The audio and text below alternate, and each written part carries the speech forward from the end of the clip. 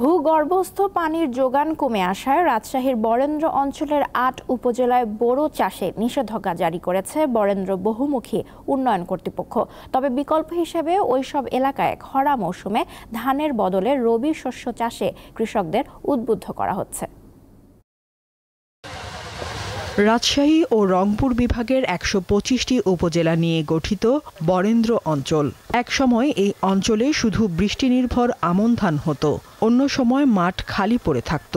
৮০-র দশকে বরেন্দ্র বহুমুখী উন্নয়ন কর্তৃপক্ষ BMDA অবিভক্ত রাজশাহী বিভাগের ১৬টি জেলায় গভীর নলকূপ বসিয়ে সেচ কার্যক্রম করলে সারা বছর চাষাবাদ সম্ভব হয়। এতে ফসল উৎপাদন বেড়ে যায়। তবে দীর্ঘদিন ভূগর্ভস্থ পানি উত্তোলনের ফলে এখন পানির স্তর নেমে গেছে। অনেক জায়গায় পানি মিলছে না।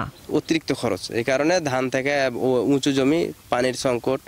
পানি আগে যেভাবে ডিপে উঠতো এভাবে এখন উঠে না। পানি বেশি লাগে, ধানে ধরেন ১০-১২ বার সেচ লাগে। সাহার পানি আপনার সব কিছুই বেশি, ও কারণে ধান এবার আপাতত বন্ধ কম আছে। ইনস্টিটিউট অফ ওয়াটার মডেলিং এর সমীক্ষা বলছে, গত ৩ দশকে এই অঞ্চলে গড়ে ভূগর্ভস্থ পানির স্তর ৮ থেকে ১৮ মিটার নেমে গেছে। এ পরিস্থিতিতে রাজশাহী, চাঁপাইনবাবগঞ্জ ও নওগাঁর ৮টি উপজেলায় বোরো চাষ সীমিত করার সিদ্ধান্ত নিয়েছে BMDA। এসব উপজেলায় BMDA-র গভীর নলকূপের আওতাধীন জমিতে বোরো চাষ অর্ধেক থেকে শূন্যে নামিয়ে আনা হবে। ধানের ব্যাপারে আমন মৌসুম পুরো ফাঁকা আছে, আপনি আউশ করেন, কোনো অসুবিধা নেই।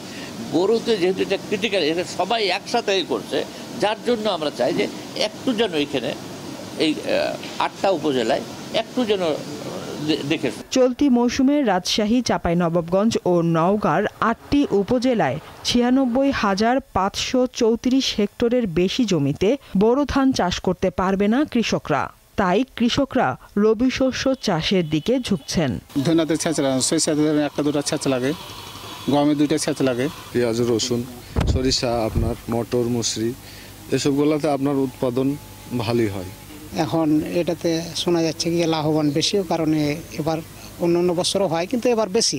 পানির স্তর ধরে রাখতে ভূগর্ভস্থ পানির ব্যবহার কমিয়ে ভূ-উপরস্থ পানি সংরক্ষণ ও ব্যবহার বাড়ানোর ওপর গুরুত্ব আরোপ করেন বিশেষজ্ঞরা।